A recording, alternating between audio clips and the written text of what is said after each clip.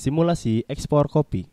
Pertama, perusahaan eksportir mengirimkan offer sheet kepada perusahaan atau negara yang akan dituju sebagai rekan trading, disertai brosur-brosur dan perangkat pendukung seperti prototipe dan lain-lain. Kedua, perusahaan importir akan menunggu respon dari perusahaan importir. Respon yang akan diterima adalah dalam bentuk order sheet. Setelah terjadi kesepakatan antara kedua belah pihak, dilakukan sales contract.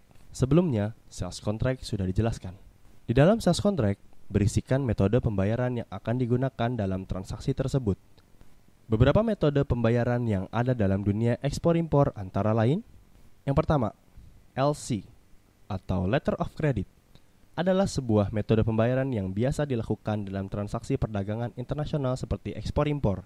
LC sangat terjamin dan sangat sulit untuk melakukan penipuan, tetapi biaya LC sangat mahal. Pembayaran dengan metode ini terhitung mengurangi keuntungan. LC terdiri dari beberapa jenis, antara lain LC Revocable atau eksportir yang memilih bank. Kemudian LC Irrevocable, di mana importir yang memilih bank. Kemudian ada pula Transferable atau LC Transferable, yaitu beneficiary boleh meminta bank untuk memindahkan dana ke pihak ketiga. Eksportir memiliki partner lain. Selanjutnya adalah LC Red Clause, yaitu LC menggunakan DP. Jenis pembayaran yang kedua adalah Payment in Advance. Dalam metode ini, pembayaran dilakukan di awal transaksi atau sebelum barang dikirim ataupun sampai. Metode pembayaran selanjutnya adalah dengan menggunakan Open Account.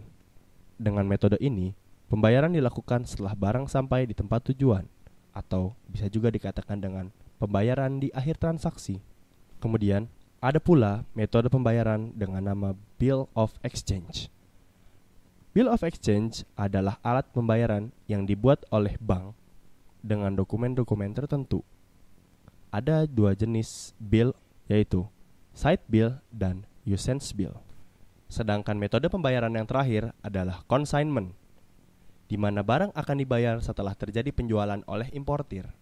Tahap keempat, perusahaan eksportir mempersiapkan barang beserta dokumen-dokumen yang dibutuhkan dan diperlukan sebagai alat pelengkap barang. Adapun dokumen yang dibutuhkan berkaitan dengan barang dan kegiatan ekspor, antara lain adalah 1. Packing list. Seperti yang sudah dijelaskan sebelumnya, packing list merupakan dokumen rincian lengkap tentang barang yang terdapat dalam peti, jenis bahan pengemas, serta cara pengemasan.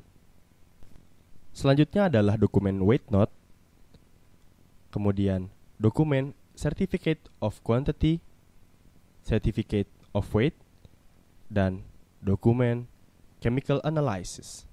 Dokumen chemical analysis berisikan analisa data kandungan bahan kimia yang terkandung dalam produk. Dan yang terakhir adalah test certificate. Setelah semua dokumen siap, barang siap untuk dikemas dan dikirim. Tahap prosedur yang kelima, perusahaan eksportir mempersiapkan dokumen untuk mengirim barang, antara lain adalah PEB atau pemberitahuan ekspor barang. Tahap yang keenam adalah pemilihan jenis-jenis kontainer. Pilihlah kontainer yang sesuai dengan kebutuhan Anda. Tahap yang selanjutnya adalah tahap pembuatan SKA atau surat keterangan asal, atau dikenal juga dengan Certificate of Origin. Sedangkan tahap yang terakhir adalah import clearance, yaitu dokumen yang dibutuhkan untuk melengkapi pengambilan barang impor di pelabuhan. Terima kasih.